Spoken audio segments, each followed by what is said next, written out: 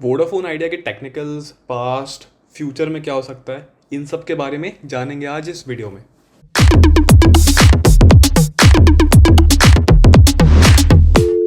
Hi guys, welcome back to my channel.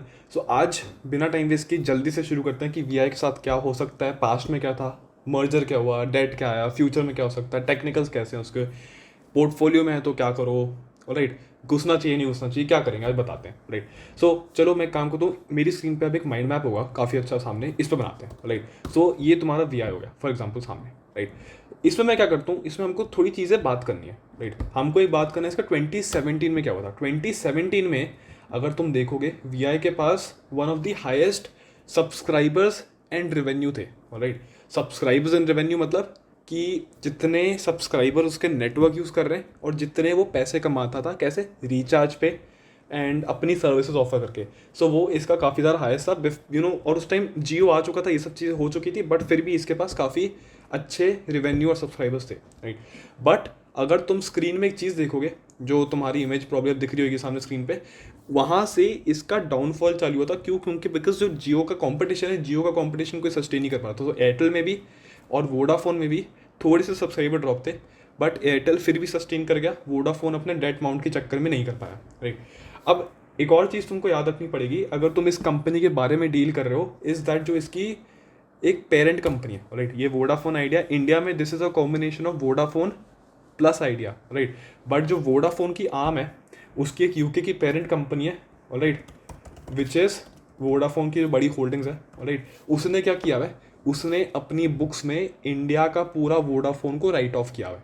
अब अगर उसने अपनी बुक्स में इंडिया का पूरा वोडाफोन राइट ऑफ किया है, पूरा राइट ऑफ किया है, इसका मतलब है कि उस कंपनी का कोई एम नहीं है कि इंडिया वाली वोडाफोन में वो कैपिटल इन्फ्यूज़ करे। उसका मतलब कोई एम नहीं है कि वो वोडाफोन को बचाने के लिए भागेगी। फर्स्ट ऑफ ऑल तुमको ये भी याद रखना पड़ेगा, राइट। सो अगर कोई इन्वेस्टमेंट आएगी तो वो तुम्हारे या तो बिरला जी से आनी थी जो आउट होगी, या तुम्हारा लास्ट टू लास्ट सब ये गवर्नमेंट बची है, या तुम्हारे कोई कुछ ना कुछ करके कोई किसी तरीके से फंड रेज किया फ्रॉम अदर प्राइवेट इन्वेस्टर्स या पब्लिक। वो चीज़ें भी थोड़ी सी आउट ऑफ क्वेश्चन अभी लग रही हैं, बट लेट्स सी क्या होता है। सो पेरेंट कंपनी का कोई सपोर्ट अब नहीं है इसमें, वोडाफोन के केस में। आइडिया के केस में ऑब्वियसली रहना पड़ेगा because it's an Indian company and stuff. And one more thing is that जब तुम किसी भी टेलीकॉम ऑपरेटर के एक सब्सक्राइबर्स को देखते हो, राइट, तो उसमें दो टाइप के सब्सक्राइबर्स होते हैं, राइट। अब ये तुम समझो क्या होते हैं। एक होते हैं तुम्हारे ग्रॉस सब्सक्राइबर्स, एक होते हैं तुम्हारे एक्टिव सब्सक्राइबर्स, राइट। तो ग्रॉस सब्सक्राइबर बेसिकली होते हैं कि जो टोटल जिन्होंने आपका नंबर यूज़ कर रहे हैं, जो आपका सिम यूज़ कर रहे हैं, डज नॉट मैटर कि वो रिचार्ज कर रहे हैं नहीं कर रहे, हो सकता है वो रिचार्ज ना भी करें, वो बेसिकली तुम्हारे ग्रॉस सब्सक्राइबर में आते हैं। एक्टिव सब्सक्राइबर होते हैं जो तुम्हारा सिम यूज़ कर रहे हैं और उसमें रिचार्ज भी करा रहे हैं, राइट। सो बहुत लोग हैं जो उसमें रिचार्ज करा रहे थे, तो वो तुम्हारे एक्टिव सब्सक्राइबर होते हैं। बट वोडाफोन आइडिया में क्या था कि ऐसा नहीं कि कोई एक नीचे जा रहा है, दोनों के दोनों टाइप ऑफ सब्सक्राइबर्स नीचे जा रहे थे, तो ये चीज़ याद करनी पड़ेगी। अब फिर उन्होंने क्या किया, इन्होंने अपनी मार्केटिंग के लिए 2020 सितंबर में, राइट,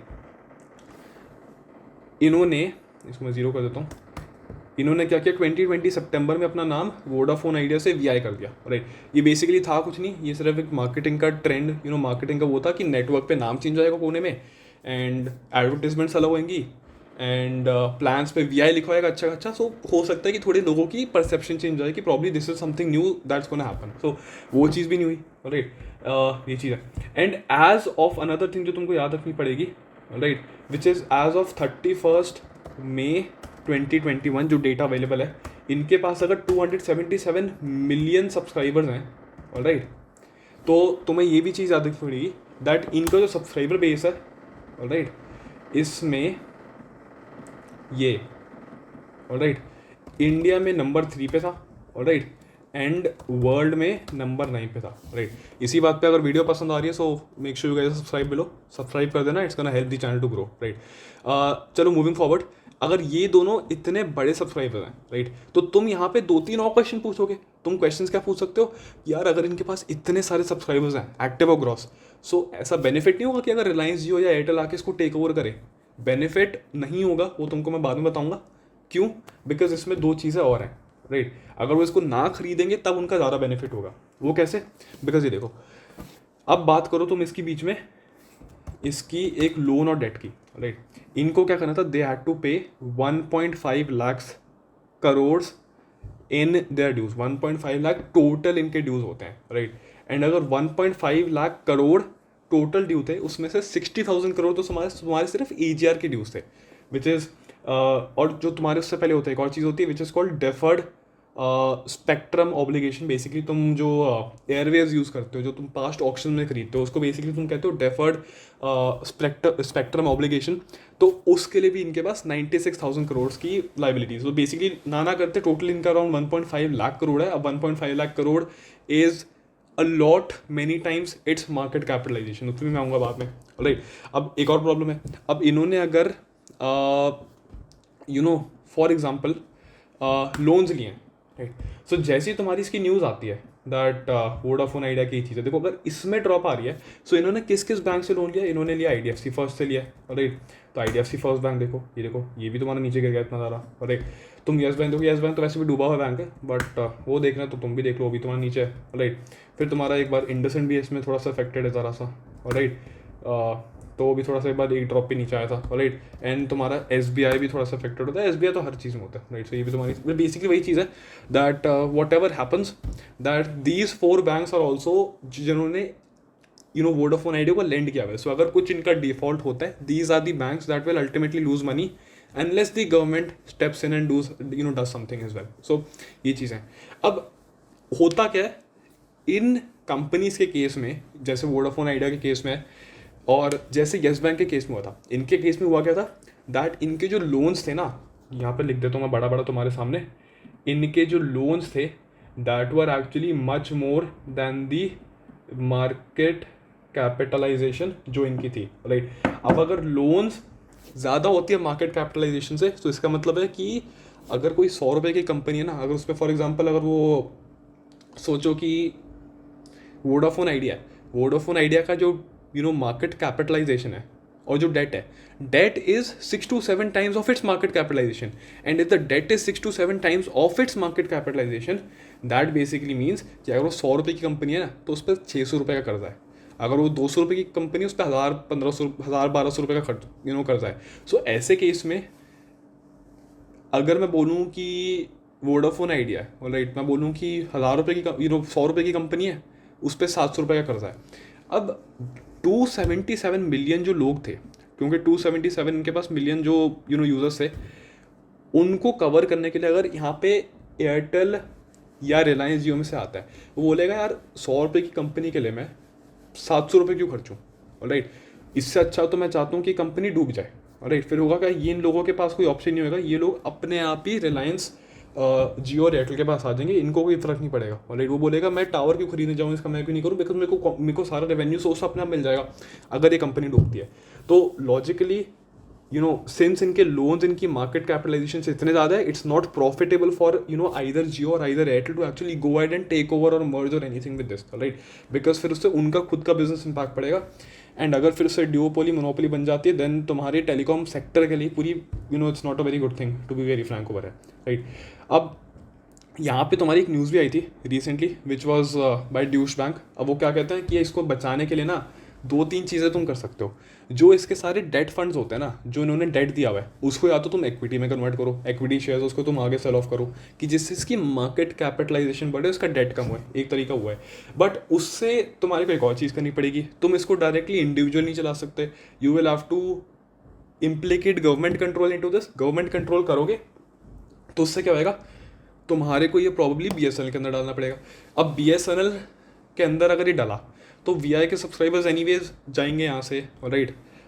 वो भी निकल के जियो एयरटेल पे पहुँच जाएंगे। सो ड्यूओपोली वाला सीन तो एनीवेज होने वाला है यहाँ पे, राइट। और क्योंकि BSNL का लोग पता है वैसे नाम कितना बदनाम है, मैं उसमें कुछ नहीं बोल रहा, लोगों को पता है BSNL ये सारे बिल्कुल बदनाम होते हैं एंड कोई ज़्यादा यूज़ नहीं करता, बिल्कुल फ्रैंकली, राइट। इसको बचाना है अगर अभी, तो फिर तुमको instead of giving free salary to everyone, तुम्हारे को थोड़ा सा इसको इंसेंटिव बेस करना पड़ेगा। फॉर एग्जांपल साइंटिफिक मैनेजमेंट लगा रहे हो, इंसेंटिव बेस चलाओ इसको, वैसे मत करो दैट तुम basically just paying out expenses to run the company. So वो चीज़ तुम नहीं कर सकते बिकॉज तुम उस पर सस्टेन ही नहीं होगे। एक और चीज़ जो तुम्हारे को करनी पड़ेगी प्रॉब्ली इज़ दैट कोई यहाँ पे ग्लोबल इन्वेस्टर इसमें किसी को इंटरेस्ट ही नहीं है इसमें, राइट। और किसी को इसमें इंटरेस्ट नहीं है बिकॉज इंडिया में डेटा सबसे चीपेस्ट है पूरी दुनिया में, right. There is no place जहाँ पे इंटरनेट डेटा और कॉल्स इंडिया से चीप है, राइट। इंडिया इतना चीप है बिकॉज यहाँ पे वॉट अनदर थिंग इज़ कि अगर तुम फंड रेजिंग भी करने जाओगे, तुम ग्लोबल इन्वेस्टर्स के पास भी जाओगे, तो कोई इन्वेस्टर इसमें विलिंग नहीं होएगा तुम्हारे पैसे डालने, बिकॉज उसको पता है कि यार यहाँ पे तुम्हारा प्राइस वॉर अगर चल रहा है, जियो जैसी कंपनी और प्राइस नीचे खींच सकती है, तुम्हारे प्राइसेस ऑलरेडी दुनिया में सबसे नीचे हैं, राइट। तो उसका प्रॉफिट कमाएगा वो, इतने चिल्लर से प्रॉफिट के लिए तो आएगा नहीं, राइट। प्लस वो looking at the competition over है, उसको पता है कि इंस्टेड उसकी इन्वेस्टमेंट लॉस में जा सकती है।